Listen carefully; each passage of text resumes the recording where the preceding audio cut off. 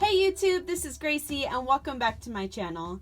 In today's video, I'll be showing you how to make this Disneybounding Cinderella card, and I hope you guys enjoy. I know I did. Making this card was a lot of fun. Cinderella is my all-time favorite Disney princess, and I have loved her since I was a little girl. It was one of my favorite movies to watch, and I used to make my dad watch it with me, and he always did, which was really nice. And I used to love her mainly because I thought I looked like her, but I grew to love her even more for so many other reasons. But yeah, let me go ahead and show you how I made this card. I mostly used Velum. That was my beginning inspiration for this card. And I knew I wanted to do some sort of like geometric type shape thing. I didn't know what until I found this embossing folder from Stampin' Up! Sizzix Big Shot. This is the one I used. I thought this one was pretty perfect to, represent her glass slipper. And then I used a bunch of the different Stickles, and I'll leave all the names of them in the description box. But I used all the different Stickles to kind of put into all these little tiny triangles here and there in strategic places, just to make it look kind of modern, and yeah, I just thought it was kind of sparkly and wonderful. And I definitely wanted to use that to represent her glass slippers. So I also used a background of a blue cardstock to represent the color of her dress, and also her headband that she wears.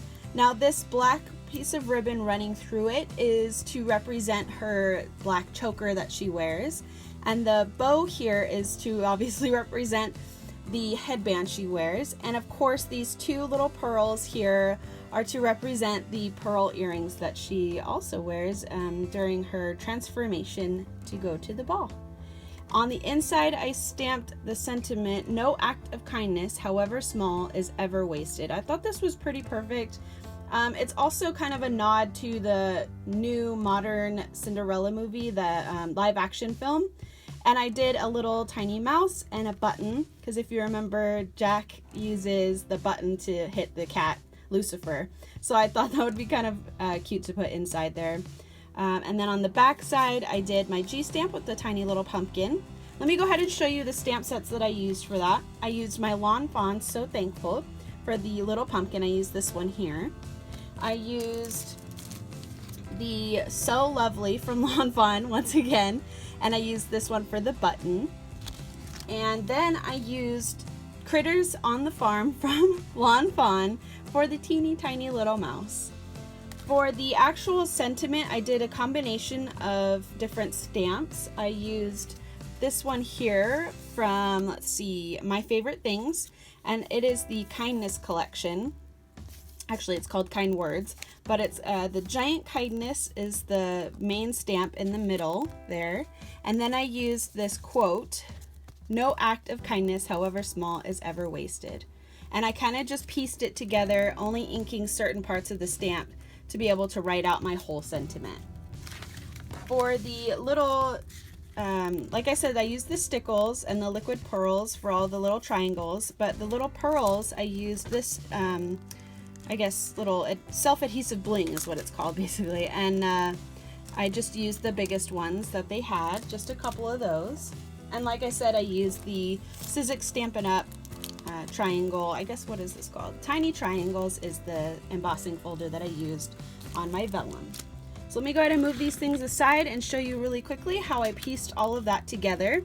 So I took my original card size, which is 5.5 by 4, and then I cut down my cardstock accordingly. So this first piece is just slightly under the 5.5 by 4 because I wanted some of the white to show through, because in different versions or different, I guess, screenshots of the movie, her dress kind of takes on new looks.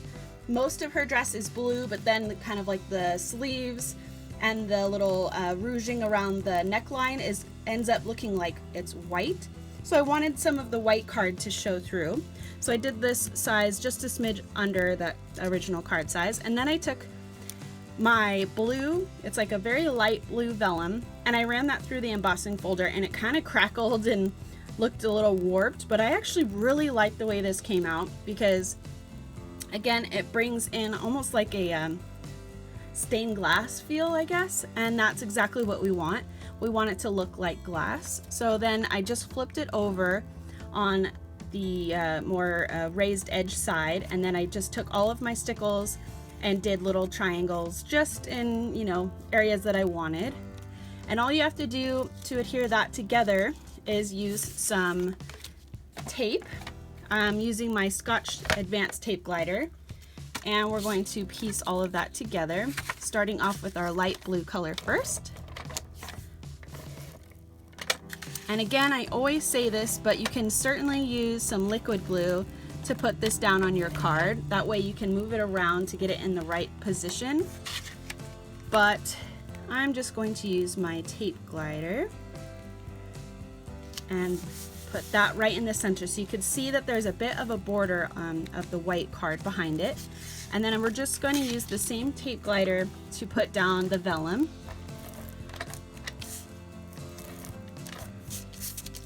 And go ahead and put that on all the edges.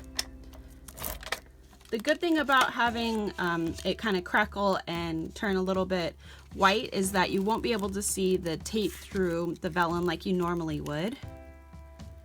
And just go ahead and place that on the entire part of the card. Now, the piece of vellum, I don't know if I mentioned this, but the vellum is the actual size of the card. So the vellum piece is 5.5 by 4 inches.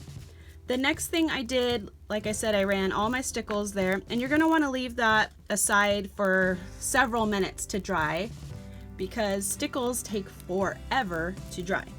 The next thing I did is took this ribbon here. It's kind of like this crinkly wonderfulness of ribbon, and I just measured it across the card and cut off the excess, and this is what I came up with here. And we're just going to use our Tacky Dot Singles and put that onto the card itself, peeling off the backing, placing on just 3 parts of the ribbon, and you're going to want to put it in the center part of this ribbon because it's the most solid of the ribbon. Just 1 on each end and 1 in the middle, I found was the best way to do it.